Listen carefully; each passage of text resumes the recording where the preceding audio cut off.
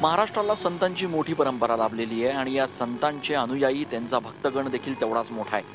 मात्र नाशिकमध्ये आज आपण अशा एका भक्ताला भेटणार आहोत की ज्याचं संपूर्ण कार्य आणि ज्याची दिनचर्या ही अत्यंत आश्चर्यकारक आणि चमत्कारिक आहे। कोण आहे हा भक्त आणि नक्की त्यानं या सगळ्या भक्तीपायी काय केलंय आपल्या घरामध्ये?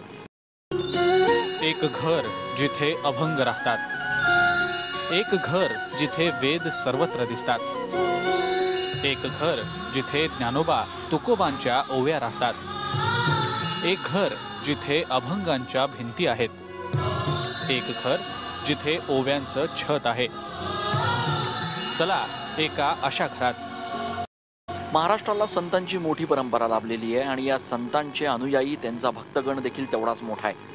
मात्र नाशिकमध्ये आज आपण अशा एका भक्ताला भेटणार आहोत की ज्याचं संपूर्ण कार्य आणि ज्याची दिनचर्या ही अत्यंत आश्चर्यकारक आणि चमत्कारिक आहे।